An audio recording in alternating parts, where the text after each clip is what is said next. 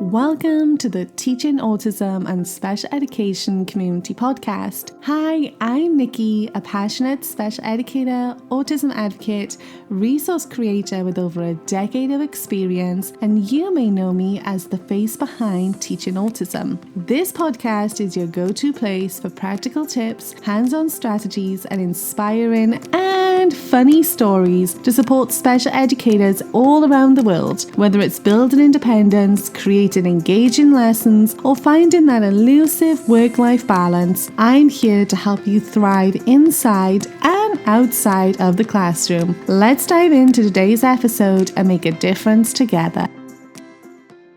Hey friends, and welcome back to the podcast.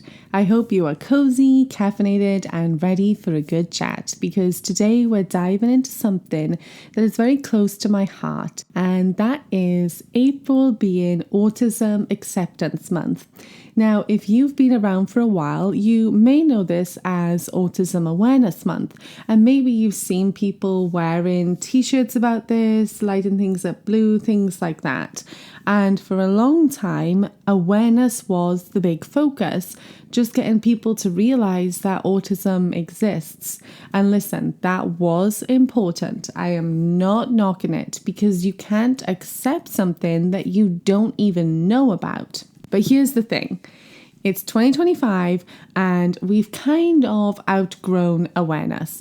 We're in a place now where awareness isn't enough anymore. Like, cool, you've heard of autism and you know someone who's autistic. Maybe you work with autistic kids. Maybe you're parenting one. Maybe you were autistic. But now what? Now it's time that we move from awareness to acceptance. And that is a big shift, but it's one that we need. So let's break it down. Because what does acceptance actually mean? Awareness is like, oh, hey, that person's dim sometimes, or that kid doesn't like noises.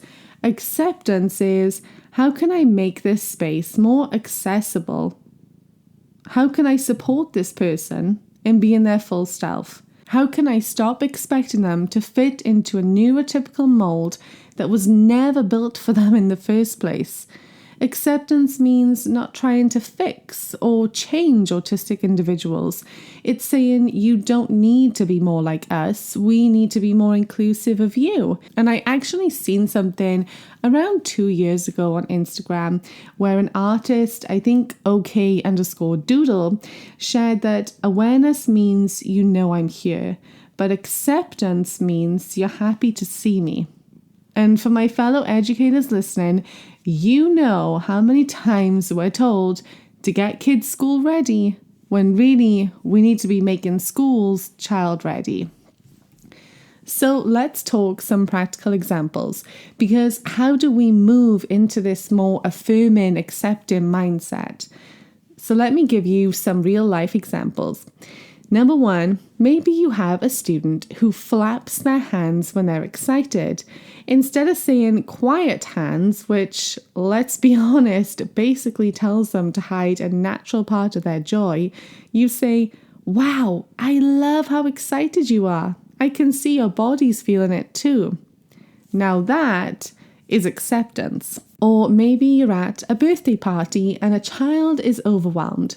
Instead of forcing them to stay and be polite, you offer them a quiet space.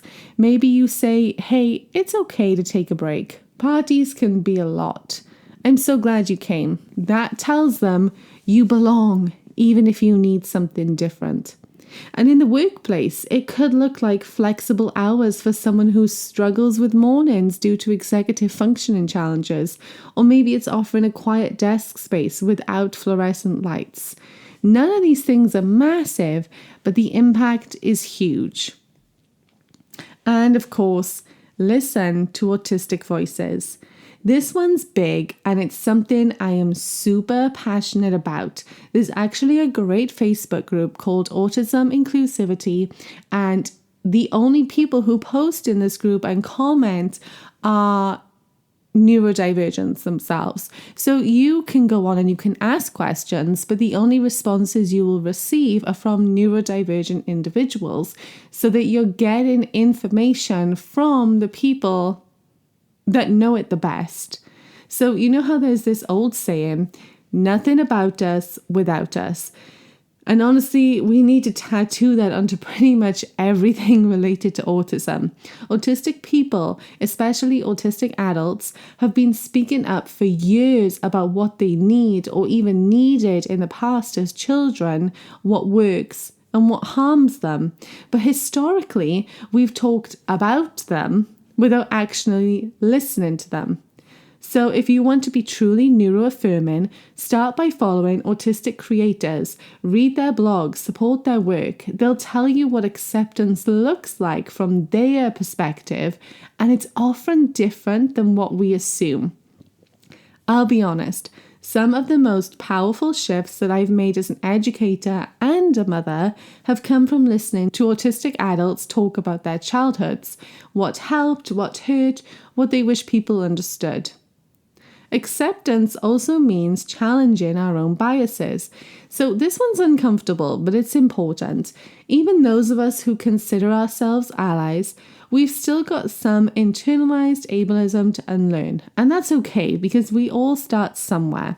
Maybe you were taught that stimming needed to be redirected. Maybe you assumed that eye contact meant listening. Maybe you believed that speaking was the goal, even if it came at the cost of comfort. The good news is we can grow, we can relearn, and when we know better, we do better. So what about the kids? If you're a parent or a teacher, you might be wondering, how do we teach kids acceptance? Start young, talk openly about differences, read inclusive books, use language that celebrates uniqueness. Instead of saying, he's different, but that's okay, try, he's autistic, and that means his brain works in a really cool way. Instead of, we all need to sit still, try, some of our bodies like to move while we learn, and that's totally fine. To be honest, kids are way more accepting than adults. They just need the language and the example. So some things that I've been doing at home with Joseph is reading a lot of books about autistic individuals. We wore our Autism Acceptance clothing and we went to school with these as well. We watched videos together. We read about Dr. Temple Grandin, and we have a peg doll of her as well, which we use then at home as part of sensory bins and for Joseph to explore and have a physical object in front of him. All of this helps me give Joseph the opportunities, my 3-year-old, to learn more about autism, and that will help him to be more accepting as he gets older because he'll already have so much knowledge as well. So let's stop trying to make autistic people a little less autistic. This is biggie, and it's going to be a little bit spicy, but hang with me. So many supports out there are focused on helping autistic people to blend in, masking their natural behaviors so that they seem more neurotypical. But masking comes at a cost. It leads to burnout, anxiety, identity struggles. It's exhausting. And I have a whole podcast episode just on this, which I'll link in the show notes for you too. Instead of teaching kids to mask, we need to teach the world to accept the way that they already are. Let's help our autistic kids feel safe when they stim. Let's support communication in whatever form it comes. Speech, AAC, gestures, echolalia. Let's stop worrying about eye contact and start focusing on connection. So yeah, Autism Awareness Month, great starting point. But Autism Acceptance Month, that's where the magic happens. That's where we stop saying, how can I help you fit in? And start asking, how can I make this space better for you? It's where we stop focusing on deficits and start recognizing neurodivergent strengths. So if you take one thing away from today's episode, let it be this. Autism does not need to be fixed. The world does. And you're already doing the work. Just by listening and being open to learning, that's a big deal. All right, that's it for today's episode. If this resonated with you, please share it with someone, another teacher, a parent, or a friend, and let's keep spreading those affirming vibes. Tune in next week to find out 5 ways that you can get involved this month to help spread autism awareness and acceptance. And as always, I'm sending so much love your way. Keep being kind, keep being curious, and I'll catch you in the next episode.